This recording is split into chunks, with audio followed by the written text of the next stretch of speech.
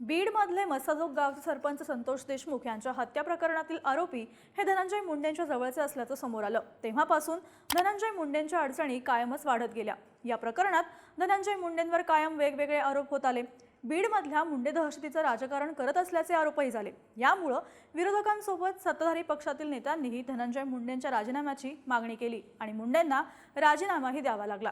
त्यांच्या राजीनाम्यानंतर धनंजय मुंडे राजकारणात सक्रिय नसल्याच्या चर्चा झाल्या। पण या चर्चांना आता जास्त उधाण आलंय अजित पवारांच्या दौऱ्यामुळे। 2 एप्रिलला बीडचे पालकमंत्री अजित पवारांनी बीडचा दौरा केला।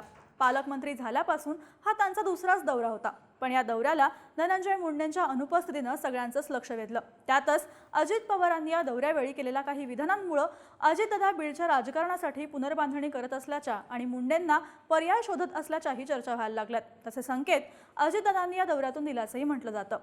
बीड दौऱ्यात अजित पवार नेमकं काय म्हणाले? अजित पवार मुंडेंना पर्याय शोधतायत का? पाहूयात या व्हिडिओमधून। नमस्कार, मी अदिती आणि तुम्ही पाहताय बोल भिडू। संतोष देशमुख हत्या प्रकरणात मास्टरमाइंड असलेला वाल्मिक कराड हा मुंडेंचा खास आहे। सुदर्शन घुले, प्रतीक घुले आणि इतर काही आरोपींचे सुद्धा धनंजय मुंडे यांच्यासोबत फोटो आहेत। त्यामुळे आकाचा आका म्हणत या प्रकरणात धनंजय मुंडेंवरही आरोप झाले। त्याचबरोबर मागच्या 5 वर्षात धनंजय मुंडे हे 4 वर्ष बीडचे पालकमंत्री होते।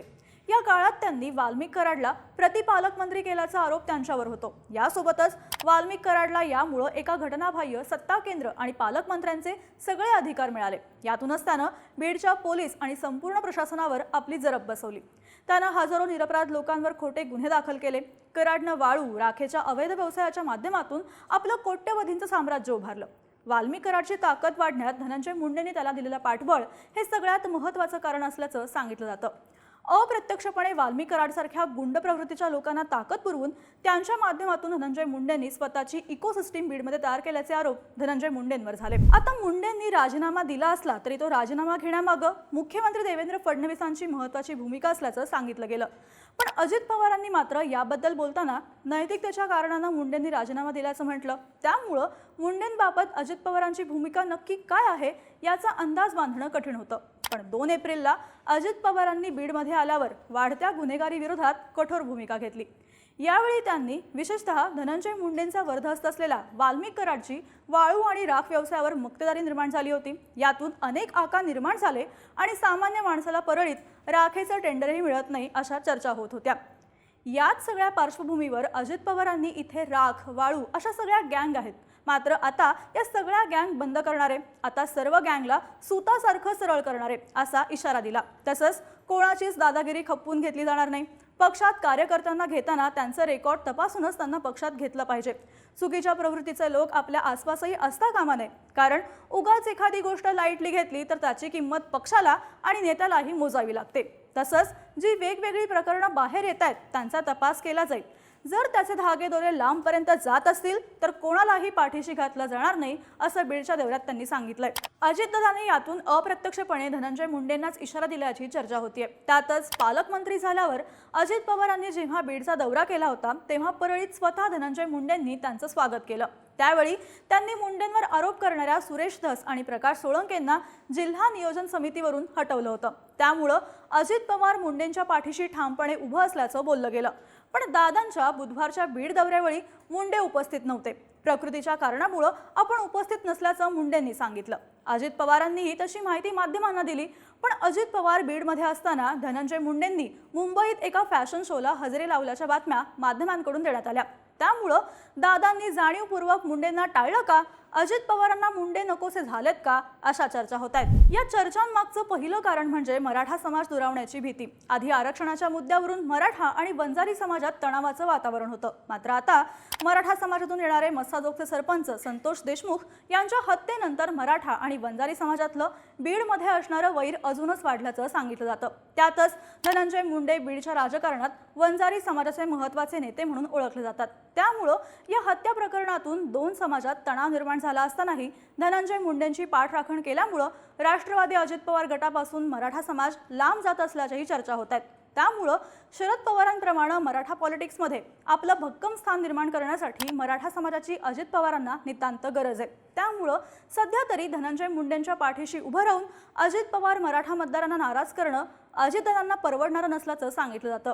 त्यामुळेच अजित पवार मुंडेंना पर्याय शोधत असल्याचंही बोललं जातंय। अजित पवारांना धनंजय मुंडे नकोसे झालेत याचं दुसरं कारण सांगितलं जातं ते म्हणजे गुंडशाहीला अभय देण्यावरून मतदारांमध्ये नाराजीची भीती। धनंजय मुंडे वाल्मी कराड सारख्या गुंड प्रवृत्तीच्या लोकांना अभय देतात असे आरोप त्यांच्यावर सातत्याने केले जातात। या आरोपांची फक्त बीडमध्येच नाही तर संपूर्ण राज्यात मोठ्या प्रमाणावर चर्चा होते। त्यामुळे अशा गुंडांना अभय देण्याचं काम अजित पवारांची राष्ट्रवादी करत असल्याचेही आरोप शरद पवार गट आणि विरोधकांकडून होत आहेत। पण यामुळे अजित पवारांच्या राजकीय भविष्यावरच प्रश्नचिन्ह उभं राहू शकतं।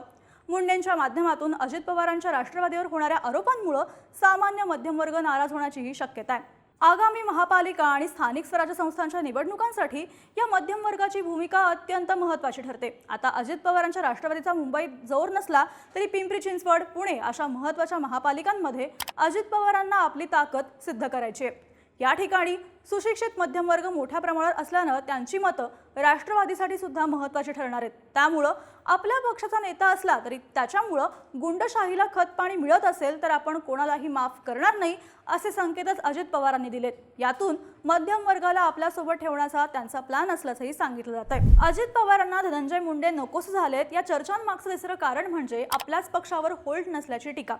मुंडेंच्या मंत्रिपदापासून अजित पवारांच्या भूमिकेवर प्रश्न उपस्थित होत होते। संतोष देशमुख हत्या प्रकरणात कराडवर होणारे आरोप आणि त्याचं मुंडेंशी असलेल्या कनेक्शनमुळे धनंजय मुंडेंना मंत्रिमंडळात स्थान मिळणार नाही अशा चर्चा होत होत्या। मंत्रिमंडळाच्या शपथविधीवेळी आधी मुंडेंना राष्ट्रवादीकडून फोन गेला नव्हता, पण शेवटच्या क्षणी मुंडेंना मंत्रिपदासाठी फोन गेला। तेव्हा हे मंत्रिपद मुंडेंना फडणवीसांमुळे मिळाल्याची चर्चा झाली। त्यामुळे आपल्याच पक्षाचे नेते असूनही मुंडेंच्या मंत्रिपदाचा निर्णय फडणवीसांनी पास केल्याचं बोललं गेलं। तसंच मुंडेंच्या राजीनाम्याची मागणी होत असताना अजित पवारांनी दोषी आढळले तर कारवाई होईल अशी भूमिकाही घेतली होती। पण त्याच वेळी फडणवीसांनी मुंडेंचा राजीनामा हा अजित पवारांच्या पक्षाचा निर्णय असल्याचं म्हटलं। त्यामुळे त्यावेळी अजित पवार ठाम निर्णय घेतील असं वाटत होतं, पण तेव्हाही अजित पवारांनी मुंडेंबाबत निर्णय घेतला नाही। जेव्हा संतोष देशमुखांच्या मारहाणीचे फोटो व्हायरल झाले तेव्हा स्वतः फडणवीस अजितदादांच्या बंगल्यावर गेले आणि त्यांनीच मुंडेंना राजीनामा मागितल्याच्या बातम्या माध्यमांमध्ये आल्या। त्यामुळे इतकं सगळं घडत असताना मुंडेंबाबत अजित पवारांपेक्षा फडणवीसांनीच निर्णय घेतल्याचं बोललं गेलं। त्यामुळे अजित पवारांचा आपल्या पक्षावर होल्ड नसल्याची टीका होऊ लागली। त्यामुळेच हा होल्ड सिद्ध करण्यासाठी अजित पवार मुंडेंना डावलून पर्याय शोधत असल्याची आता चर्चा होतीये। पण जर मुंडे नसतील तर अजित पवारांसमोर बीडमध्ये कोणते पर्याय आहेत? राष्ट्रवादी अजित पवार गटाचे बीड जिल्ह्यात 3 आमदार आहेत। परळीचे धनंजय मुंडे, माजलगावचे आमदार प्रकाश सोळंके आणि गेवराईचे आमदार विजयसिंह पंडित। प्रकाश सोळंके यांनी त्यांना धनंजय मुंडेंच्या जागी मंत्री व्हायला आवडेल अशी प्रतिक्रिया माध्यमांना दिली होती। तसंच त्यांना याआधी मंत्रिपदाचा अनुभव आहे।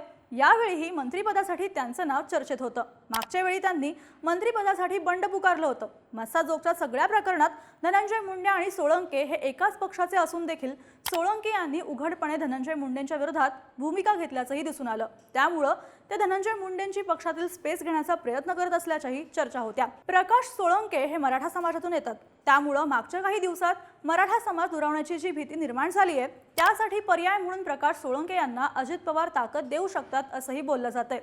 पण असं केलं तर ओबीसी समाजाची नाराजी दादांवर ओढवण्याची भीती नाकारता येत नाही। छगन भुजबळांना मंत्रिपद नाकारल्यामुळे आधीच अजित पवार डॅमेज झाले होते। त्यावेळी भुजबळांनीही आपली नाराजी व्यक्त केली होती। त्यातच आता बीडमध्ये धनंजय मुंडेंना नाकारण्याचा प्रयत्न दादांनी केला तर त्यांच्या पाठीशी असलेला मोठा वंजारी समाजही दादांवर नाराज होण्याची शक्यता नाकारता येत नाही। तुम्हाला या सगळ्या प्रकरणाबद्दल काय वाटतं? अजित पवार मुंडेंना डावलून बीडमध्ये पुनर्बांधणी करतायत का? तुमच्या प्रतिक्रिया आम्हाला कमेंट करून नक्की सांगा आणि अशाच राजकीय घडामोडी विस्ताराने पाहण्यासाठी बोल बीडच्या YouTube चॅनलला नक्की सबस्क्राइब करा।